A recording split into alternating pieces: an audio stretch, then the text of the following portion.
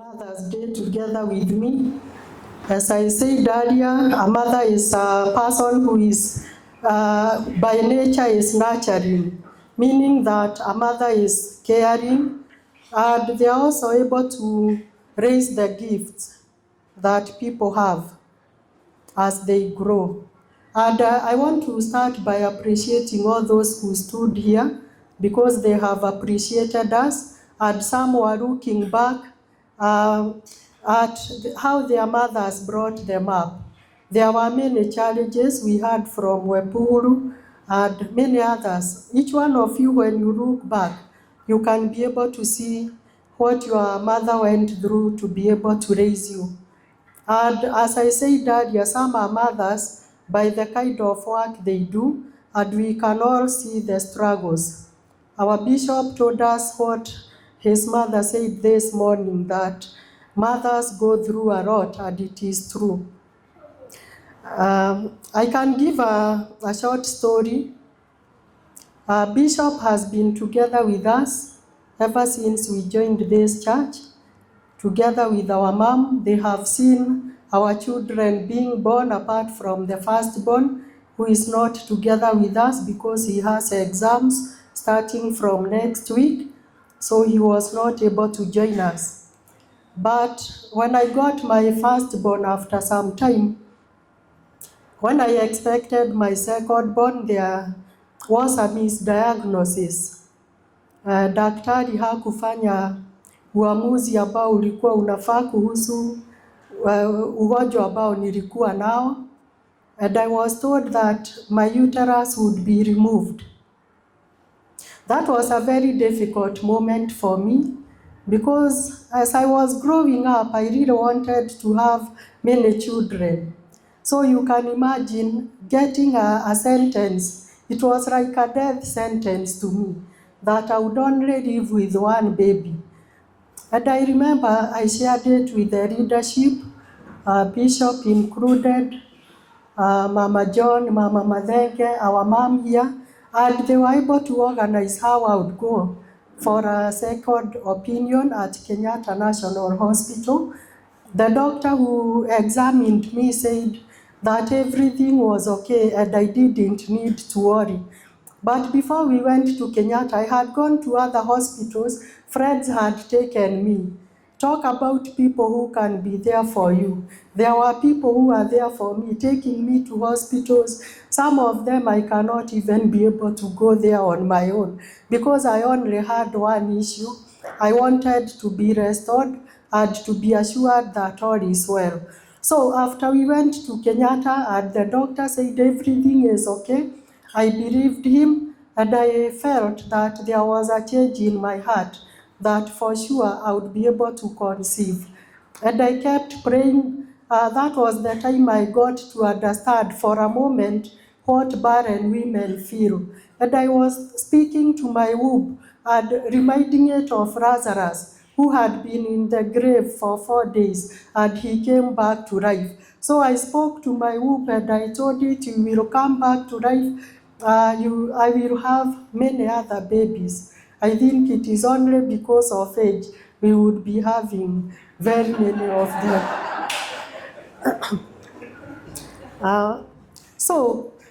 I remember there is, sometimes it is good to speak with wisdom, because there is a mother who came to see one of my babies and she asked me, will you still get another one?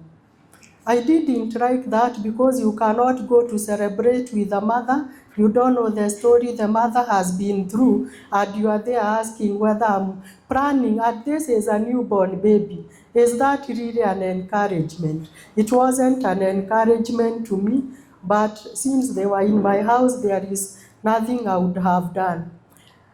Now, when you develop faith in your heart, the devil will always come to fight you and show you that it is not possible. So I had kept my baby shawls. Those days we were also using napkins, and so they were neatly tagged somewhere because I had hope. I never threw them away or gave them out.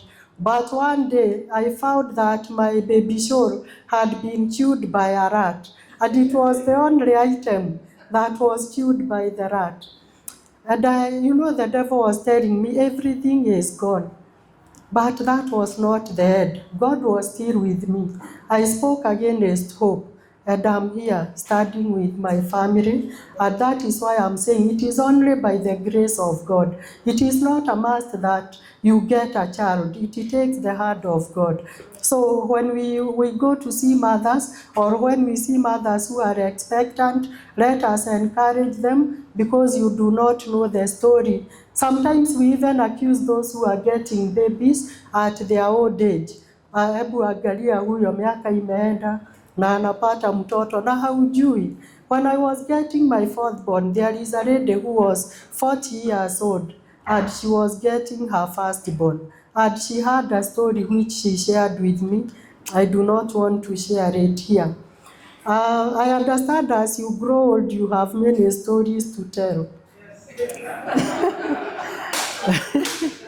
So, if I share many stories, please know that age has caught up with me. There is this story of a mother who had a son, and this boy, when he was young, he developed a problem with his eyes, and he lost one of the eyes. But the mother knew that growing up for the child would not be very good, because you know how children mock others. So the mother decided to remove her eye and donate it to her son. Now, this son was too young to understand that. So when this boy went to school, his friends would always laugh at his mother whenever the mother went to school. And the boy grew up saying that one day I will leave this home and go and live in a very far away land where my mother will not be able to come to embarrass me. And he even used to tell the mother that, Mom, you really embarrass me by coming to school. Please don't be coming, because other children are laughing at me. So the mother didn't stop going, but this boy had already made up his mind. So when he was of age, he went to college, he got a good job, he got married and had children. And since he had already made up his mind, he never went back to see his mother. But his mother, because of her love for her child, decided to go and look for the son. And when he went and found where the son was living, this boy, now a grown-up man with a family, when he saw the mother, he told the mother, don't be coming here because you are scaring my children. So the mother was so embarrassed again and said, sorry, I will not be coming here. It was a wrong address. In the US, they use address. Unless you have an address, people may not be able to visit you. So the mother apologized and said it was a wrong address. And she went back to the place where she was living. So there was an alumni day that was planned where this boy was in school, and he purposed to go and join the others. And when he went there, he said, our home is not very far. I can just go and see how it is and even see my mother.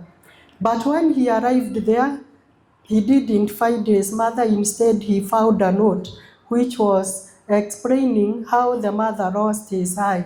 So when he learned that it is his mother who gave out her eye to him, that was a very low moment for him.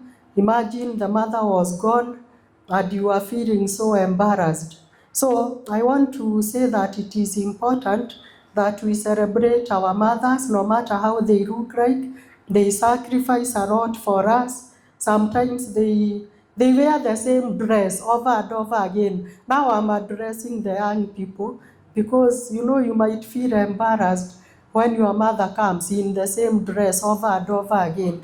But it is because of the sacrifices they make. They can go without food just to ensure that their children are well fed. So we need to celebrate our mothers because of the sacrifices that they make. in our everyday life. Without them, I don't know where we would be. And you know, God has also used them to be what we are today. So let us celebrate them. Nowadays, they talk about giving flowers to people when they are still alive. So if you still have your mother around, please do something today because it is a Mother's Day. And not only today, but even moving forward. Now, as much as a mother may have so much love for her family, God's love is greater than a mother's love.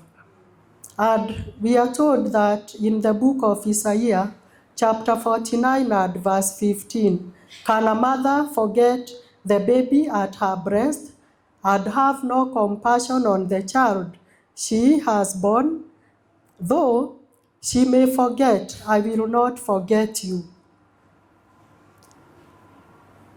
Yes, a mother may forget a child whom she has breastfed or even she's breastfeeding. But although she may forget, God will never forget us. We are told that He has written our name on the palm of His hands. So whenever He looks at His hands, He sees your name written on it. So even if others may forget you, even a mother, God will never forget you because you are the apple of His eye. The love of God is dependable. It does not change when we change. There are times we wrong God and we wonder whether there is still mercy that is left for us. But God desires that we shall be able to overcome and that we shall have peace. There is a song that we used to sing that says that the steadfast love of the Lord never ceases. His mercies never will come to an end. They are new each and every morning. Great is the faithfulness of our God. So that is a song which I would really wish that we would be singing over and over again. Pastor Humphrey, you love hymns, and we can be singing that the steadfast love of the Lord never ceases. His mercies never shall come to an end. They are new every morning, new every morning. Great is your faithfulness, O God. Great is your faithfulness.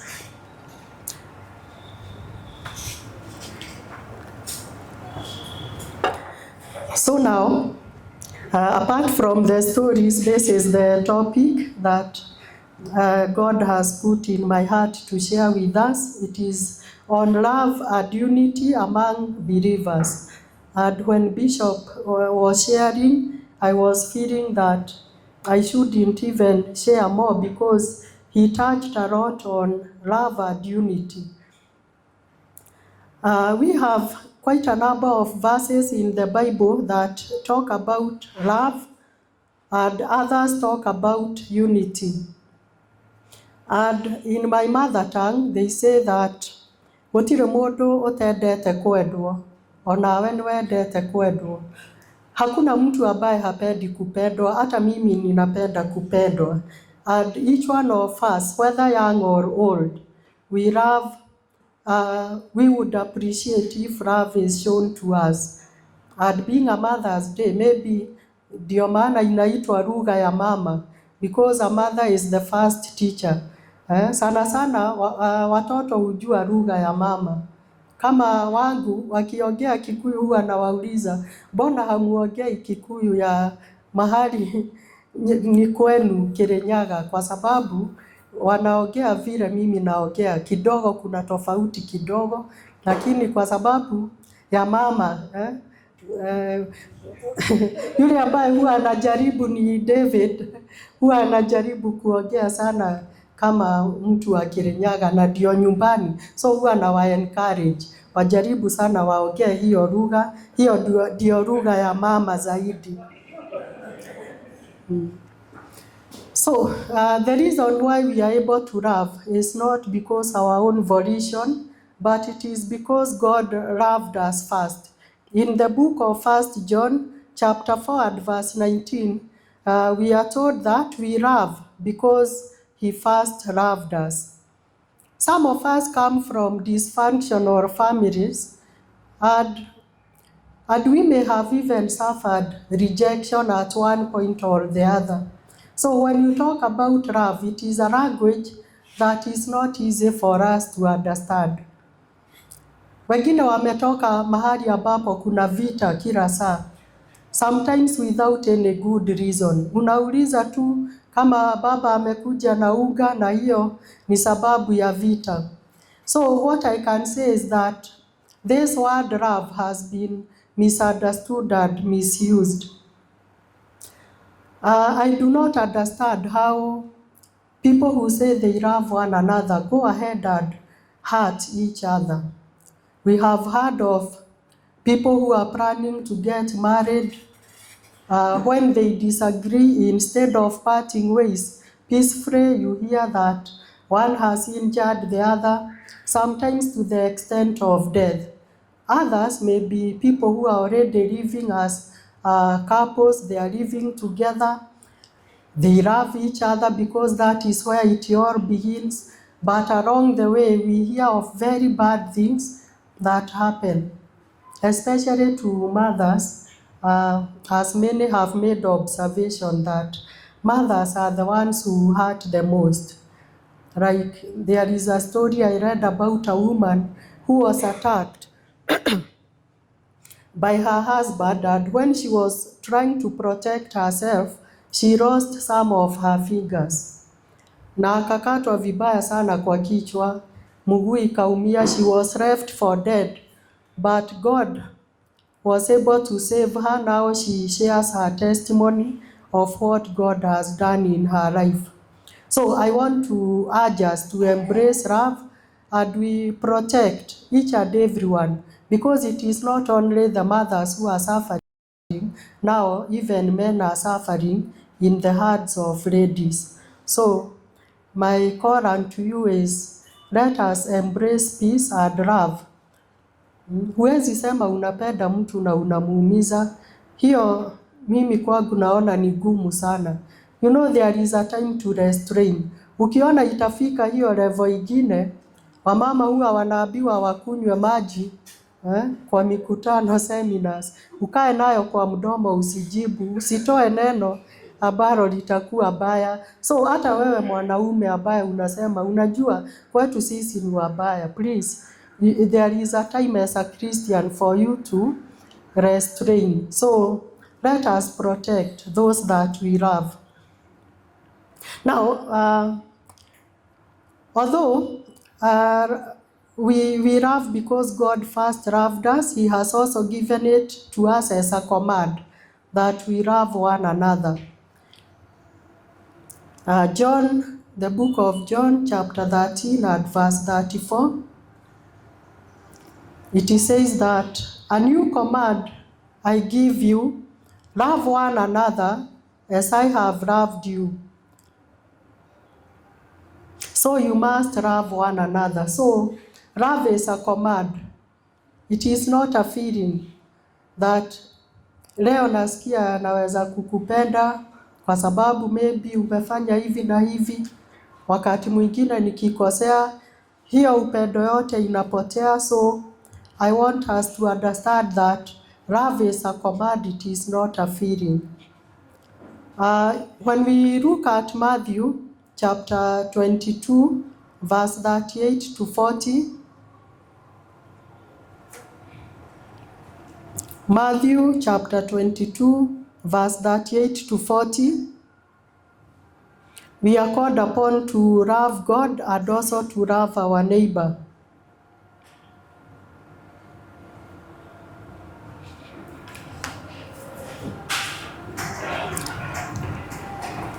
Yes, 38. This is the first and greatest commandment. Continue. And the second is like it, love your neighbor as yourself. All the law and the prophets hang on these two commandments. Continue. Okay, so we can go up to verse 40. We are told that the first and the greatest commandment is that we love God with all our heart and with all our soul and with all our mind. And you should also love your neighbor as you love yourself. Wengine hatujipendi kwa sababu ya maybe mambo ambayo tumepitia kwa maisha yanatuonyesha kujichukia, so unatendea wengine wema, lakini wewe wewe hujifikiri sana. So ndio uweze kupenda mwenzako, lazima kwanza wewe ujipende. Another verse that shows us that love is a command is in the book of John, chapter 15, verse 12 to 13. John 15, 12 to 13. My command is this: love each other as I have loved you. Continue. Greater love has no one than this, that he laid down his life for his friends. Wakati watu wanapendana huwa wanaambiana hakuna kitu ambacho siwezi kukufanyia, na kupenda sana. Lakini kweli huyo rafiki anaweza kufa, akufe juu yako.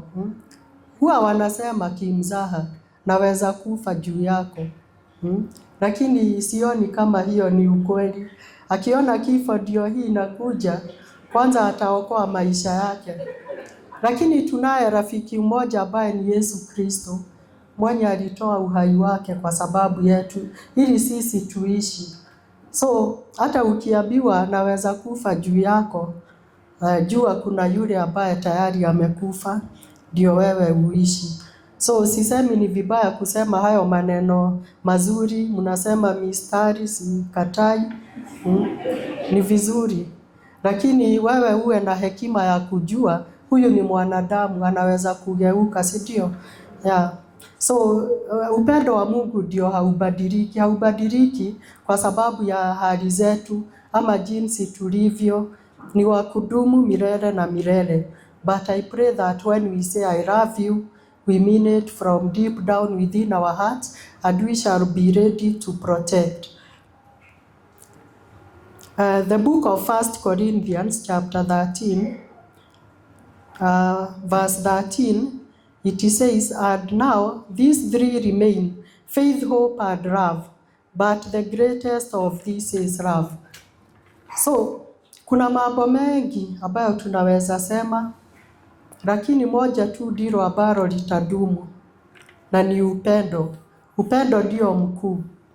Kuna faida nyingi, there are many benefits of love, and one of them can be found in the book of 1 Peter chapter 4 and verse 8, that says that love covers a multitude of sins. In Kikuyu, there is somewhere it says that gũkenane mũndũ ũrĩa woheirwo mehia, mahĩtia make magakĩhumbĩrwo, dhambi zako zimefunikwa. Kubarikiwa ni huyo mtu ambaye dhambi zake zimefunikwa, sio yule mtu ambaye anakaa akikukumbusha, unajua ulifanya nikakusamehe. Actually we are told to forgive. How many times? 70 times 7 in a day. Kwa siku anakukanyaga kidole, anakuambia pole, unamsamehe. Anafanya hivi, unamwambia pole, nimekusamehe. Ni mara nyingi, si mara moja. By the time kweli utaweza kuhesabu up to 490, unless ufanya kama statistics. What we do, unaweka tally marks, zikifika 5 una cross, tally marks. Sasa ndio uende umwambie nimefikisha 490 na bado unaendelea. Sasa hapo ndio mtachukua hatua nyingine, lakini naamini haitafika hapo. Ukisamehe unaonyesha upendo, na you know love wins. Huwezi onyesha mtu upendo na akose kukubali. Nakumbuka there is a time when I was in university, I delayed in reporting back to college. I had quite a number of issues. But there is one sister mwenye nilikuwa naona huyo mimi siwezi kumfikia. Yaani unajua kuna yule unashidagwa sasa huyo naweza aje kumfikia. Lakini huyo dada wakati aliniona alikimbia akanihug. Siku hizo hugging was not very common the way I see it nowadays. So wakati alinihug nilisikia vizuri sana. We became very good friends and we are still friends. Hakuna kitu aliniambia, ni hiyo tu kunikaribisha kwa upendo. Hiyo upendo iliingia ndani ya roho yangu. So let us think of ways that we can show love to others. The Bible says in the book of 1 John 4:20, if anyone says, I love God, 1 John 4:20, if anyone says, I love God, yet hates his brother, he is a liar.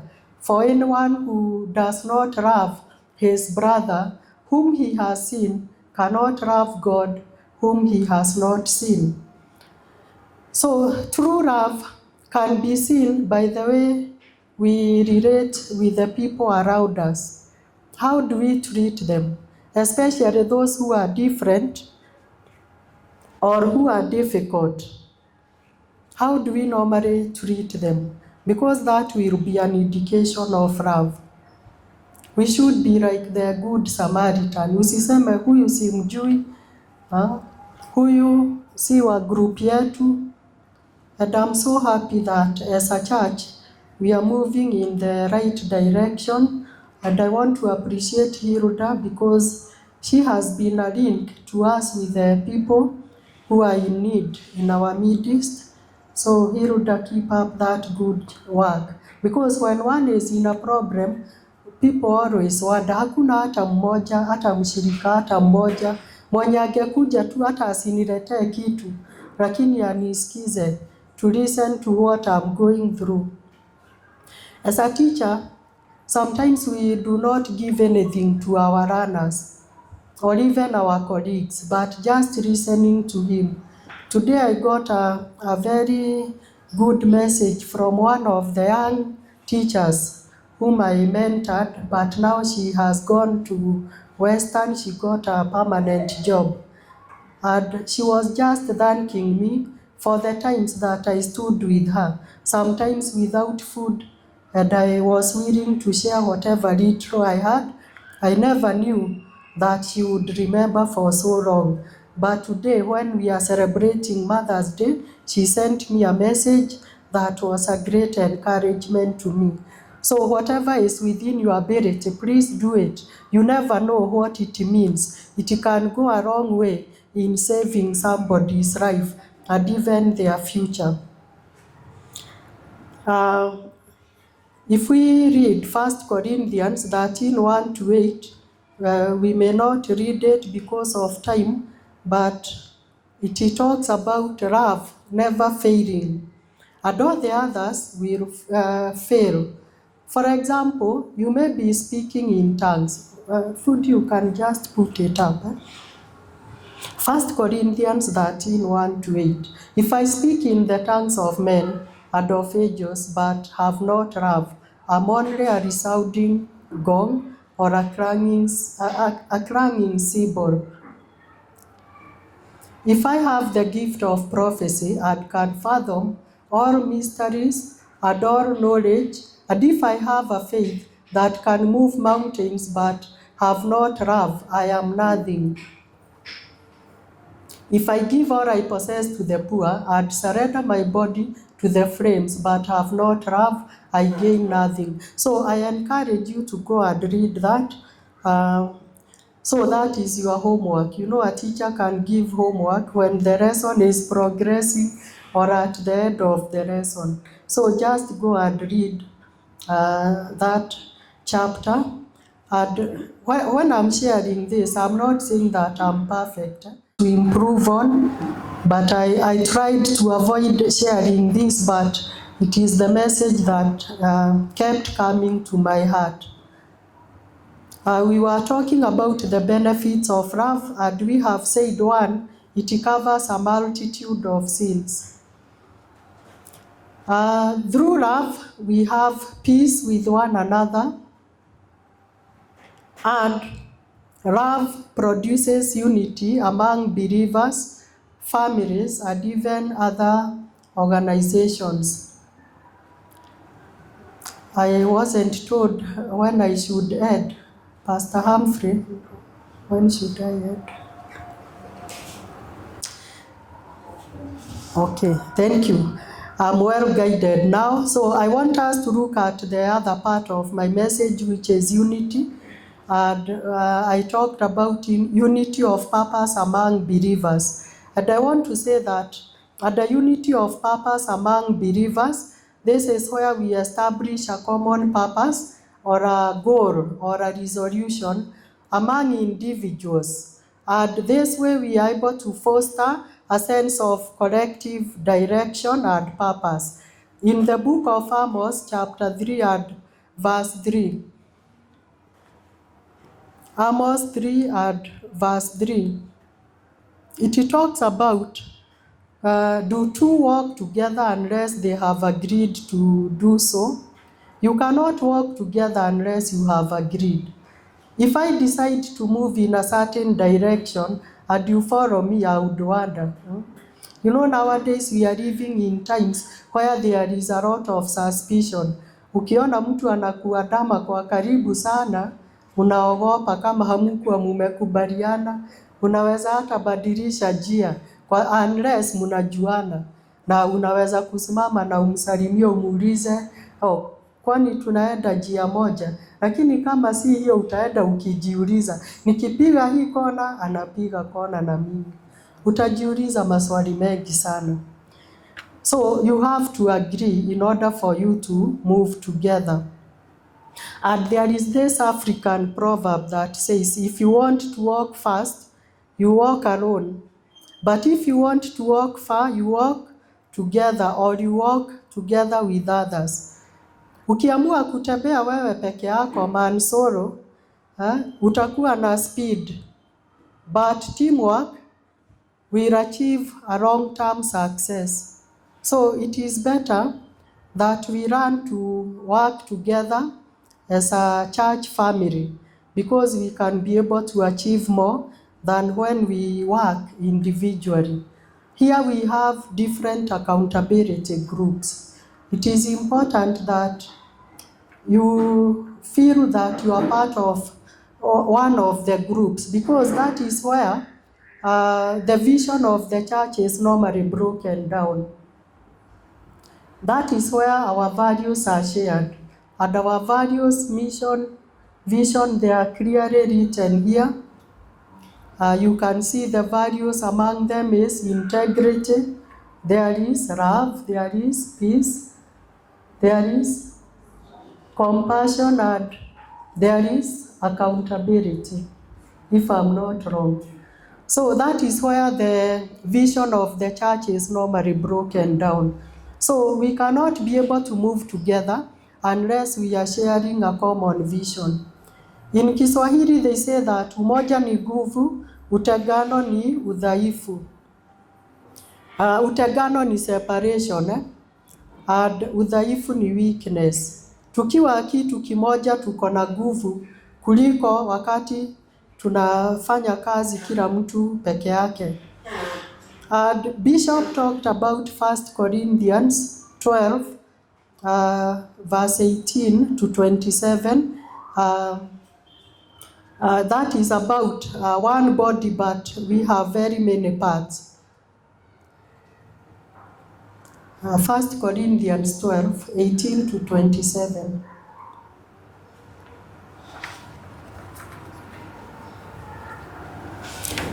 But in fact, God has arranged the parts in the body, every one of them, just as He wanted them to be. If they were all one part, where would the body be? As it is, there are many parts, but one body.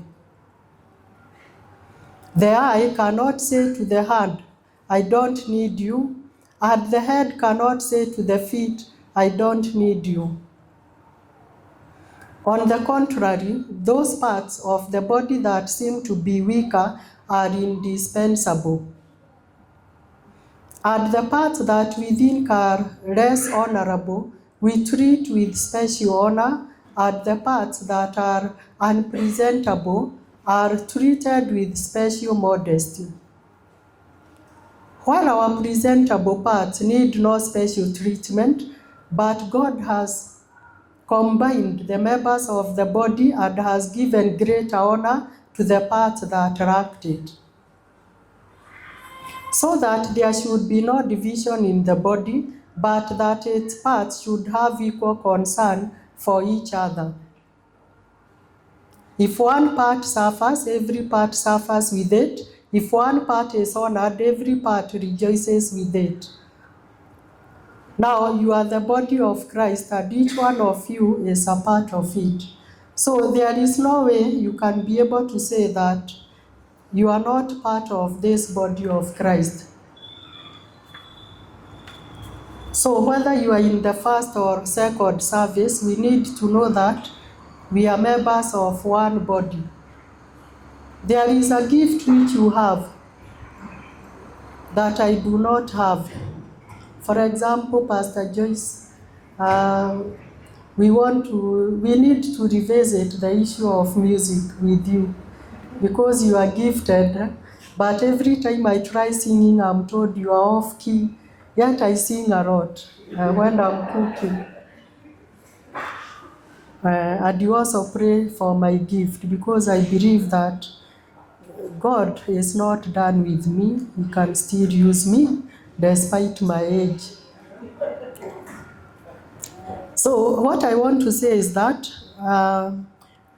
as much as we are different, we are still members of the same body. I may not be like you, I may not speak the same way you speak, but I'm still a part of the body. Even the smallest figure of our hearts has its own purpose. It may appear to be the smallest, but imagine if you do not have that figure. And even the one for the feet, the smallest. So, usijisikie kama hauna nafasi, unajidharau. Uko na nafasi katika hii mwili ya Kristo.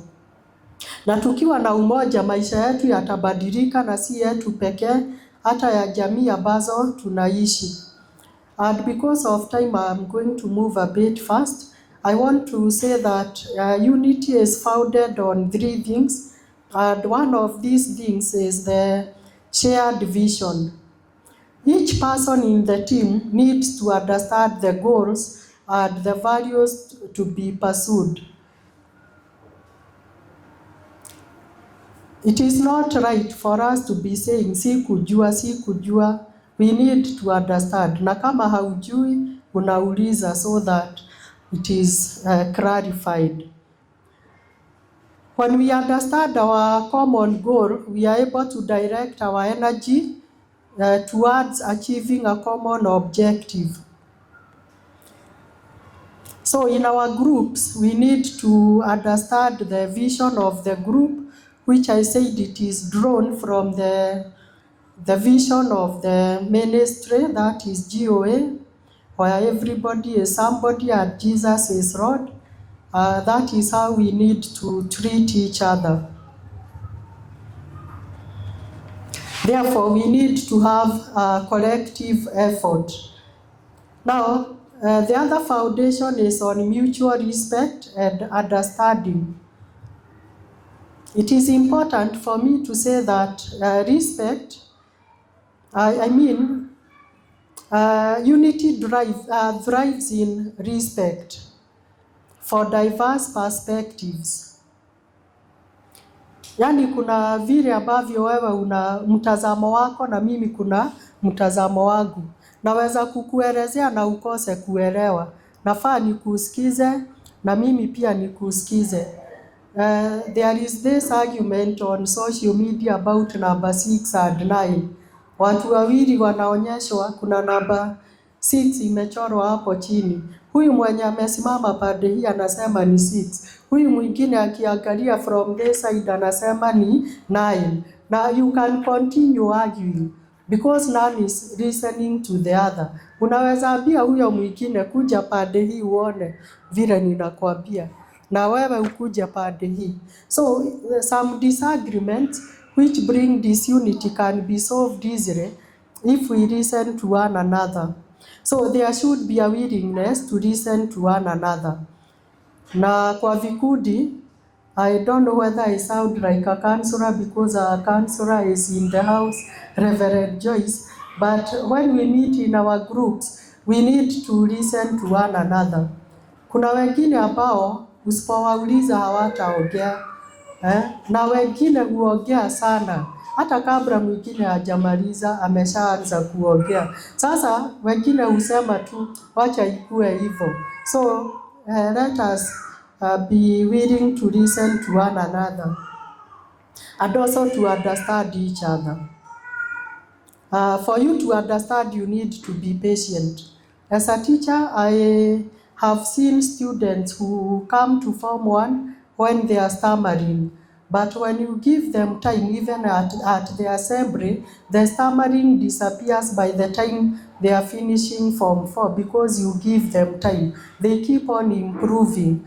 I don't know how scientific that one is, but it is something that I have witnessed. You just give them time, you listen to them because they also have a point, and with time they improve. And the third one, the third foundation is collaboration and cooperation. There is need for us to work together. We may not be uniform, we may not be the same. You know, uniform means the same. But there is need for us to work together. In CBE, it used to be called CBC, but now they are calling it CBE, competency-based education, not CBC. This is one of the key competencies that the learners need to develop: collaboration and cooperation. They need to learn to work together.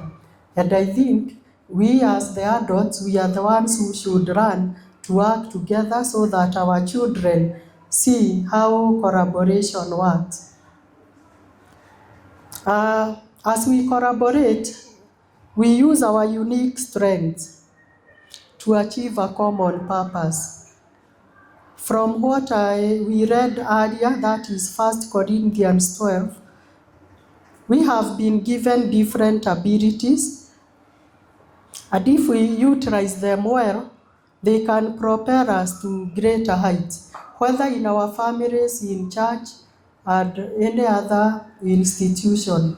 When we use our abilities and our strengths well, we can be able to achieve more. So there is need for us to check our strengths as leaders, our strengths, our weaknesses, opportunities, and the threats among the people in your group. Do you know their strengths? Can you be able to capitalize on their strengths?